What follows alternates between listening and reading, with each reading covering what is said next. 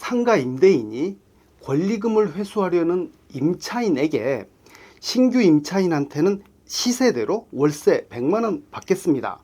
또는 시세대로 월세 200만원 받겠습니다. 라는 식으로 임의로 말했다가 그 임대인은 본 적도 없는 권리금 손해배상 책임져야 할 수도 있습니다. 임차인이 권리금을 받으려고 신규 임차인을 주선했을 때 임대인은 기존 임대료와 무관하게 새로운 임대료 조건을 제시할 수 있습니다. 상가임대차법의 상한요율 5% 규정은 기존 임차인과 임대차를 갱신할 때 적용하는 것이고 새로운 임대차에는 적용하지 않기 때문입니다. 해당 점포가 공실로 비어있는 상태에서 새로운 임차인이 들어올 때는 문제될 일 없습니다. 하지만 기존 임차인이 새로운 임차인을 주선할 때 임대인은 예기치 못하게 권리금 소송에 휘말릴 수 있으므로 각별히 주의해야 합니다.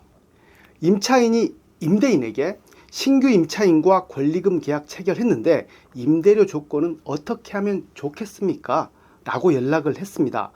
임대인은 어떻게 하면 좋을까요? 간혹 어떤 임대인들은 본인과 상의 없이 권리금 계약을 했다고 기분 나빠하는데 그런 반응은 절대 금물입니다. 물론 임차인이 임대인과 신규 임대차 계약에 대한 조건들을 충분히 의논하면서 진행하면 좋을 것입니다. 하지만 임차인에게 그럴 의무는 없습니다. 만약 임대인이 기분 나쁘다고 임차인에게 답변하지 않고 상당한 시간이 지난다면 임대인은 임차인으로부터 권리금 소송 당할 수 있습니다. 임대인은 임차인의 권리금 회수에 협조할 의무가 있기 때문에 특별한 사유가 없는 한 위의 기분 상한 임대인은 권리금 소송에서 패소할 수 있습니다. 또한 임대인은 신규 임대차에 대한 임대료 조건을 말할 때 신중하게 고민한 후에 답변해야 합니다. 임대인이 과도한 임대료 조건을 내세운다면 권리금 소송에서 패소하게 되는데 임대인들의 눈높이가 주변 시세보다 높은 경향이 있어서 문제가 발생하는 경우가 있습니다. 많습니다. 권리금 소송에서 재판부 과도한 임대료 조건에 대한 기준, 일반적으로 매우 보수적이라는 것도 유념해야 합니다. 관련 판례를 보겠습니다. 서울중앙지방법원은 임대인이 제시한 임대료가 주변 시세로 평가되는 임대료 감정액보다 단지 17% 높은 것은 임대인이 과도하게 요구한 것이고 임차인의 권리금 회수를 방해한 것으로 판단했습니다. 당연히 그 임대인은 권리금 소송에서 패소하고 임차인에게 권리금을 지급해야 했습니다. 임대료 증액 17%라고 한다면 100만 원을 117만 원으로 인상한다는 것이고 200만 원을 234만 원으로 인상하는 것인데 법원은 그것을 과도하다고 봤습니다.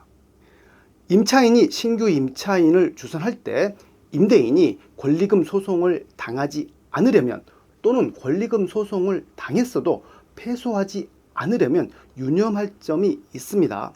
첫째, 임대인은 임차인의 요청에 적극 대응해야 합니다. 임차인으로부터 신규 임대차에 대한 문자나 내용 증명을 받으면 무시하지 말고 꼭 성실히 답변해야 합니다. 둘째, 임대료 조건을 제시해야 한다면 소송에서 임대료 감정평가 결과에 따라 승패가 결정된다는 점을 고려해서 공인중개사 등 전문가 의견을 충분히 청취한 후 객관적인 의견을 제시해야 합니다. 또한 상황에 따라서 선제적으로 임대료 감정 평가를 진행하는 것도 검토할 필요가 있습니다. 셋째, 임차인에게 먼저 신규 임차인과의 만남의 자리를 마련하도록 요청하는 것도 검토할 필요가 있습니다. 만약 임차인이 가장 임차인을 구해서 소송하려는 의도를 가졌다면 임차인은 신규 임차인과의 자리를 마련하지 못할 것입니다. 네, 오늘은 임차인이 권리금 회수하려고 할 때 임대인의 주의사항에 대해서 살펴봤습니다. 감사합니다.